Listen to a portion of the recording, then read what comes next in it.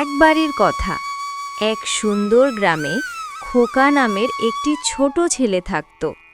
খোকারা খুব গরিব ছিল, কিন্তু খোকা খুব খুশি থাকত, কারণ তার ছিল এক খুশি মন আর একটি পুরনো আম গাছ।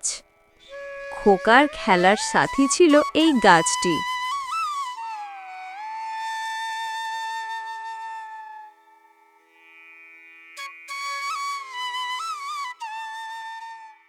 ও, আমার বন্ধু গাছ, তুমি কি জানো আজ স্কুলে অঙ্ক শিখলাম, খুব কঠিন ছিল।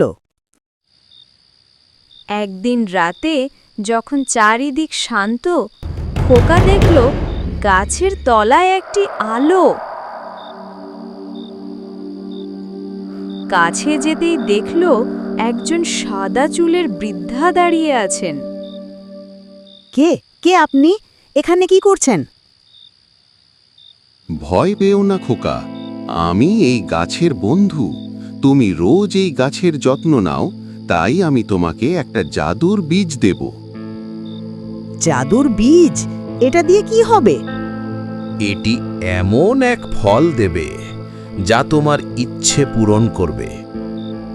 কিন্তু মনে রেখো, ফলটি পেতে গেলে তোমাকে হতে হবে সৎ আর সাহসী, আর ফলটি শুধু একটিই পাবে। খোকা বীজটি তার আম গাছের গোড়ায় পুঁতে দিল। পরের দিন সকালে উঠে খোকা দেখল, আশ্চর্য, তার পুরনো আম গাছের ডগায় একটা আলো ঝলমলে ফল ঝুলছে।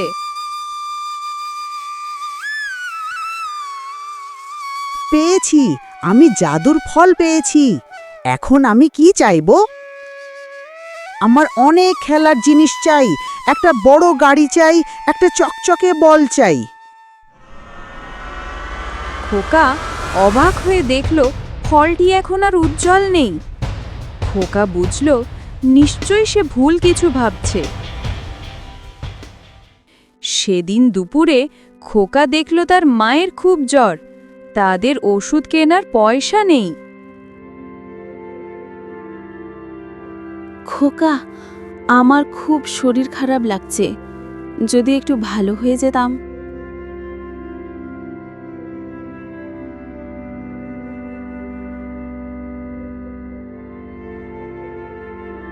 আমার গাড়ি চাই না, খেলনা চাই না, আমি শুধু চাই আমার মা সুস্থ হোক। হে জাদুর ফল, আমার সব থেকে বড় ইচ্ছা আমার মা যেন সুস্থ হয়ে যায়, আর আমাদের যেন কিছু টাকা হয় যাতে আমরা ওষুধ কিনতে পারি।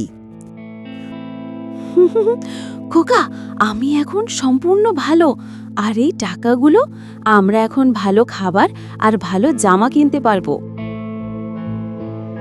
মা, আমি জানি এটা সব ওই জাদুর আম গাছের জন্য, কিন্তু তুমি ভালো হয়ে গেছো, এটাই আমার সবচেয়ে খুশি।